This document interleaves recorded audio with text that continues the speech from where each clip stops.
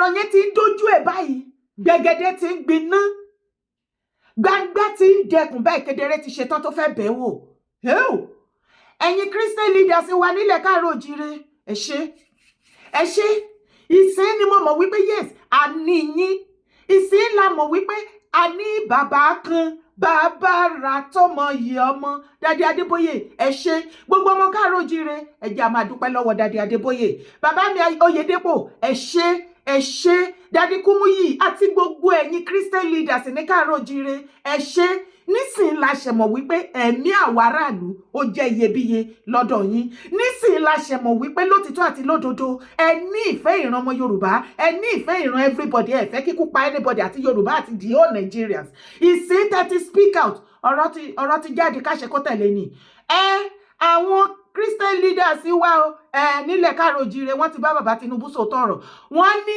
nínú kó sáré kó make a fast move bí Trump ṣe sọ àbíkẹ́ tí bàbá Tinubu tí ò bá ti rí ṣe kán máa bọ̀ lé kán resign jẹ́jẹ́lẹ̀ onírọ̀ ni mo pa wá wo fídíò fún ẹ. If I were asked to make suggestions, I would say quietly to our government,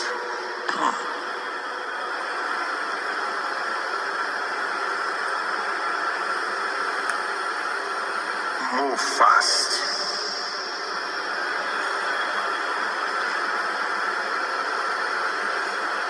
Move diplomatically. Move wisely.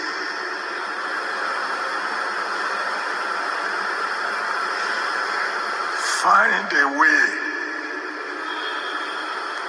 to convince the President of America to please delay his actions for about 100 days.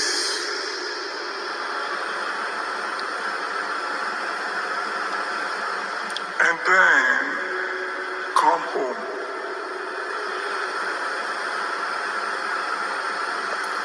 And tell our security chiefs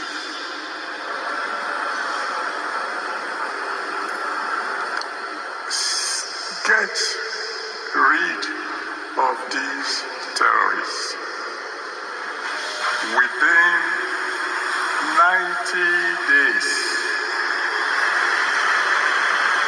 or resign.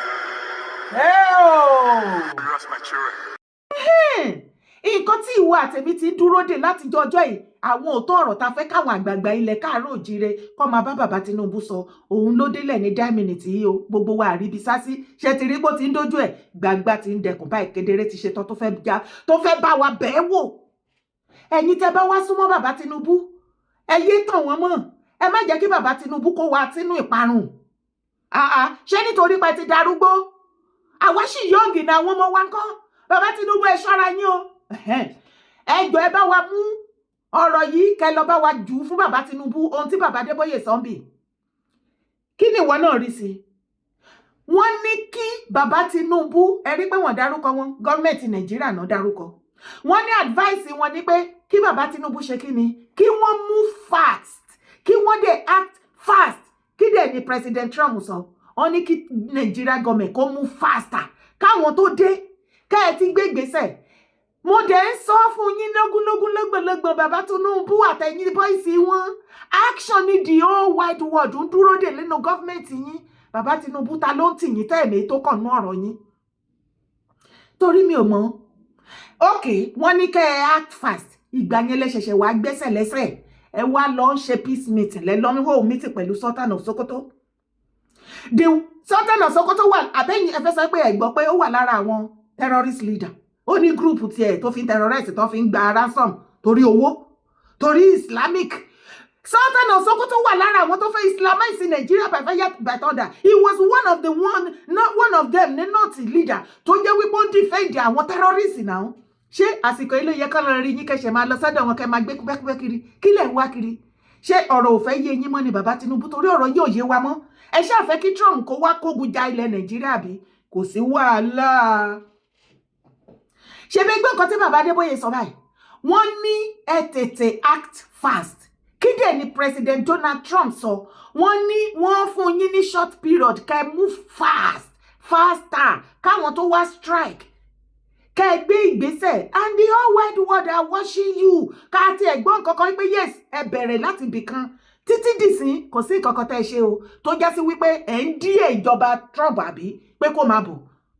bàbá Tinubu tó bá jẹ́ pé lórí ọ̀rọ̀ yẹn ni bàbá Adébóyè ti sọ fún yín tẹ́ bá ti wá rí wípé agbára yín ò ká láti flush àwọn terrorists even ordinary Gumi à ń pariwo gbogbo Nàìjíríà sí demand àbẹ́fẹ́ sọ pé àwọn ọmọ yín àwọn boys yín ò rí online fídíò ni o write up ni o message ni o comment ni o everybody one demand pé kẹ́ lọ arrest ṣe Gumi ẹ ṣe bẹ́ẹ̀ ni pé ẹ rí ṣé president Nàìjíríà tí ò lè arrest ordinary Sheikh Gumi òun ló fẹ́ flush terrorist kò sígbà tí Trump ò ní bá wa dá sí ṣùgbọ́n kẹ́ tó bójú ara yín jẹ́ torí ẹ ti bójú everybody Yorùbá jẹ́ báyìí kò sí wàhálà Ọlọ́run á tójú wa ṣe kẹ́ tó wá kógun wá jà wá ṣe gbọ́ nǹkan tí bàbá Adébóyè sọ fún yín tẹ́ bá rí pé ó ti kọjá agbára yín torí àwa ti rí pé agbára yín ò gbé terrorist ẹ lè fèsì ẹ lè rí kankan ṣe ẹ resign jẹ́jẹ́lì kò sógun bẹ́ẹ̀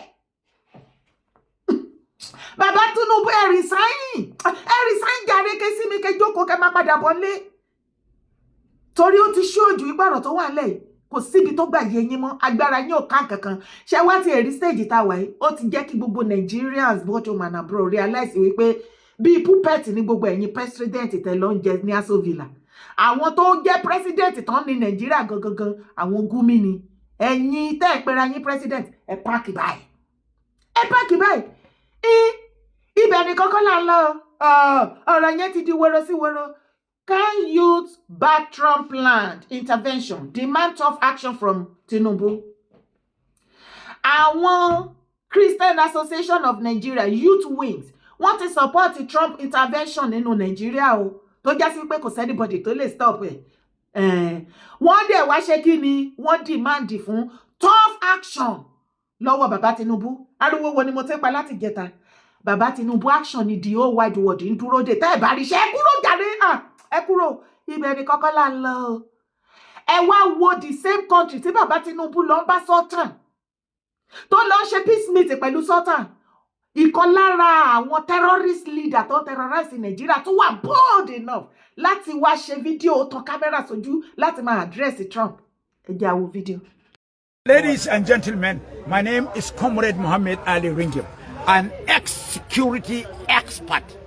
Securing lives and properties is my area of specialization. I want to see this very moment to call upon His Excellency, the United States of America President, Mr. Donald Trump, my good friend, to please be aware that Nigeria, we are not suffering from religiosism, tribalism. We are not persecuting Christians. We are always living together with Christians and Buddhists, Sikhs, Hindus, Taos, Maos, Confucians, Baha'is, Rastas, Satanists, and Shantos. All these religious denominations, if they may be at Nigeria, we are living peaceably with them because we are suffering from humanitarianism. Mr. Donald Trump, let me be aware that Nigeria is not Vietnam. Nigeria is not Afghanistan. Nigeria is not Iraq. Nigeria is not Iran. Nigeria is not Venezuela. If you attempt to encourage and make aggression and send your armed forces to Nigeria to wage war, it's an unscrupulousness. But be aware that our mosquitoes, they are waiting for your soldiers to bite them and infect them with malaria fever to die instantly. And more so, I heard last minute that Lieutenant General Chiwait Danjuma made a blatant falsified allegation against the Nigerian armed forces. He stated that Nigerian armed forces, they are conniving, conspiring, collaborating with bandits, which is a blatant falsified lie. Chiwait Danjuma, be warned. I know you very well since Murtala Mohammed administration. Before you become a madman, You are sensible. You are the chief of army staff in Nigeria. But for you to accuse our armed forces, more especially the soldiers and our security agencies, for conniving and working together with bandits, is a blatant falsified lies. And if you are among the people that are instigating United States of America to come and wage war at Nigeria, our black people armed forces, they are gallant. They can fight you. Thank you very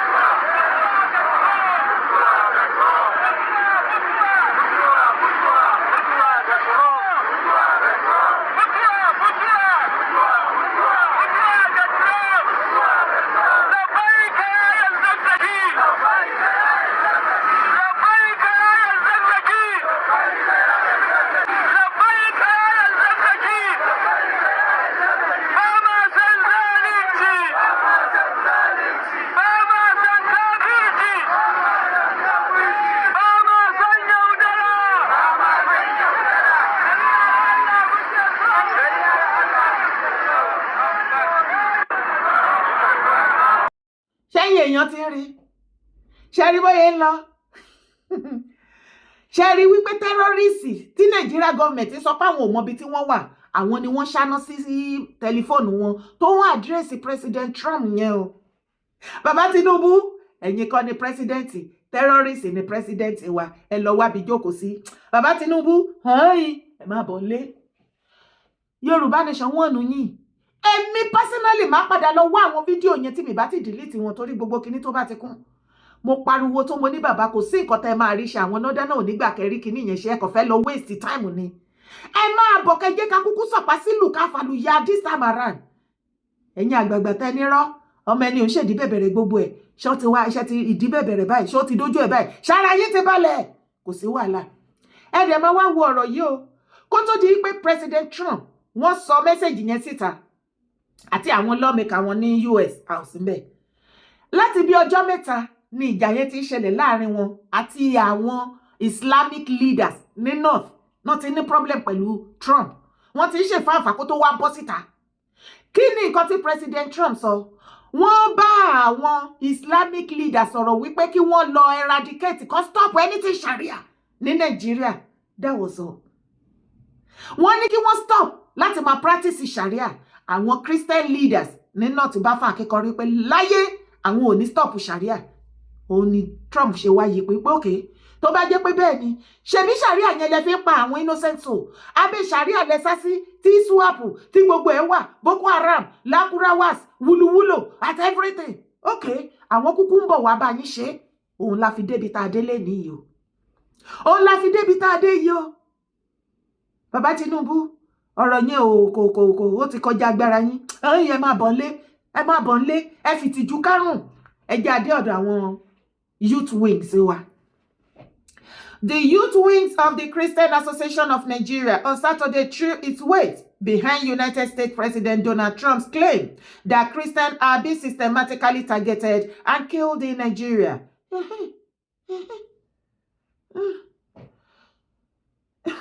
Speaking during the National Youth Fellowship Convention held in Abuja, the National Secretary of YORUBA, Elijah Bako, also welcomed his proposed intervention, saying it is a timely wake-up call to authorities rather than assault on national sovereignty. All of a sudden, northern part of Nigeria, they realize that Nigeria is a sovereignty country. It's a sovereignty nation. Ẹ̀yin ní jẹ́ tán, ẹ̀yin ṣe protest. Ṣé rí kí gbogbo ẹ̀yin náà ti kẹ́ bọ́ sí gbòòrò kẹ́lẹ́ ṣe protest kò bá mọ́. Ọ̀rọ̀ tó wà lẹ́yìn, the only thing tó lè stop kí Trump kó máa wá sí Nàìjíríà, kó wá pín Nàìjíríà sí ọ̀nà 6. Wọ́n ti pín already. Ìwọ tó bá mọ̀ wọ́n ti pín. Mo jọ́ ti kíní yẹn dáhùn mi mọ́ bí tí mo ti ẹ̀wá jọ́ ti ẹ̀ sí. Wọ́n ti pín, wọ́n ti sọ̀pá sílùú. Mo ti rí. 6 kíní ni wọ́n regional ni wọ́n pín Nàìjíríà sí àwọn Western world. kí tó máa ka tàwọn youth yẹn lọ wọ́n pín báyìí 6 country òní wọ́n mú jáde nínú Nàìjíríà. South àwọn á máa jẹ́ Niger Delta country with their sovereignty. South East àwọn á máa jẹ́ Biafra with their own sovereignty. Our South West ibẹ̀ yẹn ni wàhálà ṣẹ̀ṣẹ̀ wá dé dúró gẹ́. According to a máa jẹ́ Odùduwà as a country or Yorùbá ibi èwo la wá fẹ́ jẹ́ bẹ́ẹ̀. Ẹ̀yin náà mọ gbogbo bó ṣe ń lọ. Okay. Number 4, North West wọ́n á máa jẹ́ Arewa sovereignty country. Number 5, North East àwọn á jẹ́ Gomola or something. Number 6, North Central Middle Belt àwọn á máa jẹ́ títí wọn náà lọ kò jù bẹ́ẹ̀ lọ. Tí bàbá Tinubu bá kọ̀ tó lóun ò lè rescue Nàìjíríà ẹ jẹ́ kó wá pín. Ṣùgbọ́n tí nǹkan tó bá mú àwọn US tó bá fi wá tán wá pín bẹ́ẹ̀ yẹn. Nàìjíríà Nigeria kò lè remain o the same o kó tó the same o á pẹ́ o ẹ wo Ukraine o ẹ wo gbogbo ẹ̀ bó ṣe ń lọ o. Bàbá Tinubu òun la ṣe ń bẹ̀yìn ẹ̀bẹ̀ gbọ́ kan tí bàbá Adeboye sọ gbogbo Christian Leader Association of Nigeria ni wọ́n sọ fún yín tẹ́ bá rí pé ó ti lágbára jù ẹ resign.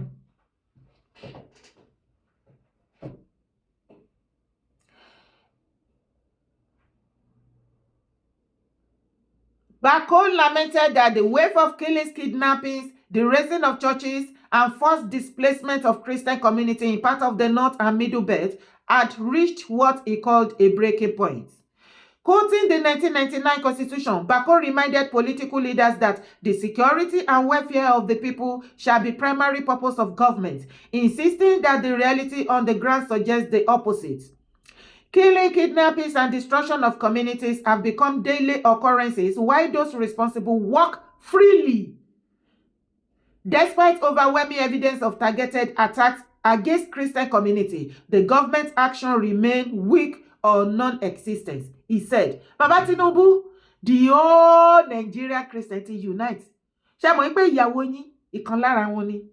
Mọ̀mọ́ rẹ̀ ní ṣábí ìyàmọ́ ni yín àbí ti ìdàkejì. Ṣé ẹ ti gbàgbé ẹ pé bàbá? Mọ̀mọ́ Fọláṣadé ẹ pé bàbá. Ṣèyí Èyí Adéwálé Yínká gbogbo yín ọmọ bàbá Tinubu Gbàjà gbogbo yín bàbá Ọ̀nìrìṣà gbogbo yín Aláàfin ẹ pé bàbá Tinubu ẹ pé wọ́n. Agídí ò ṣeé ṣe ọ̀rọ̀ tó wà lẹ̀. Ṣé ẹgbẹ́ nǹkan tó sọ? At any moment from now ẹ lè rí anything kó dé láti ọ̀dọ̀ Trump. Ṣé bẹ́ẹ̀ rí bàbá Adébóyè tó sọ wípé kí bàbá Tinubu kó béèrè fún extension of 90 to 100 days. Mo kí ẹ̀yin Nàìjíríà kú ààbọ̀ ẹ kú àlejò bàbá Trump. Wow. Mo fẹ́ béèrè ni o. Ṣé Trump máa dékìtì? Ẹ jọ̀ọ́ ṣé Trump máa dékìtì? Mo ní ìbéèrè ni. Ó tán bàbá Tinubu rescue us. Ẹ kọ́kọ́ lọ arrest Sheikh Gumi.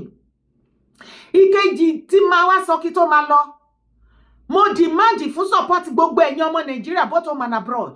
A fẹ́ gbé petition jáde ìwọ tó bá fẹ́ join wa má hesitate láti pè mí lórí telephone number mi lórí WhatsApp àbí kó send a message. A fẹ́ ṣe petition. Yes. A fẹ́ kí Nigeria government bàbá Tinubu ẹ kọ́kọ́ lọ arrest Sheikh Gumi. Tẹ́ bá arrest Sheikh Gumi ẹ wá wo àṣírí oríṣiríṣi àti nǹkan tí ẹ believe láyé tó máa unfold. Gbogbo wa torí tẹ́ bá wo gbogbo comment section àtọkùnrin àtobìnrin àti north àti south gbogbo wa là ń demand arrest Sheikh Gumi bàbá Tinubu ṣe tí bẹ́ẹ̀ ni pé wọ́n gbọ́. A fẹ́ gbé petition dìde a máa sign tó bá ti dọ́dọ̀ ẹ bá wa sign yẹn. Ṣé wá rí bàbá Tinubu tẹ́ bá rò pé tẹ́ bá kọ́nọ́jọ́ Nàìjíríà ẹ̀yin àti family yín sábọ̀ labroad ẹ ti ṣe bàbá ńlá mistake. Gbogbo wa à kúrò ní country tí gbogbo wa wà tó bá jẹ́ France ilẹ̀ wa ẹ ti gbàlejò. Gbogbo ọmọ yín pátápátá la máa wá gbogbo ibi tí wọ́n wà ní country ẹ ní jẹ́ tán ẹ̀yin ẹ dá wàhálà sílẹ̀ ẹ máa sábọ̀ gbogbo governor ojú yín máa bọ́. Àti pé ta ti sọ fún yín wípé one day go be one day una monkey go market e no go return. The day is about to come now. Orúkọ tèmi ò yí padà. Ìyèdára kò owó ẹ̀ ni mò ń jẹ́ kó. I too love my people. Free my people. Free them. Ẹ jẹ́ kó ráyé gbé. Má gbàgbé láti bá mi share video yìí. Kó dé ọ̀dọ̀ gbogbo àwọn APC gbogbo àgbàgbà ilẹ̀ Yorùbá kí wọ́n mọ̀ ètò yẹ kó kàn bẹ́ẹ̀ àti gbogbo ọmọ Yorùbá káàkiri àgbáyé. Má hesitate láti drop comment ẹ o. Support my brand. Support my brand. I need your support. Join Telegram. WhatsApp ti gbà bọ̀dẹ̀. Àìmọye fídíò ni wọ́n nígbà kẹjẹ́ ká share fún yín ní orí WhatsApp. Ẹ lọ download lọ sórí Google Play Store tó bá ti ní lọ download Telegram. Lọ sórí Google Play Store, type, search Telegram app, á gbé jáde, download ẹ̀. Tó bá ti download ẹ̀, make sure pé o ní telephone number mi lórí WhatsApp, á gbé jáde fún ẹ. Ibẹ̀ láti máa share many video. Ṣẹlẹ̀ ní jẹ́ tán ni. Àwa gan ti ready pẹ̀lú yín.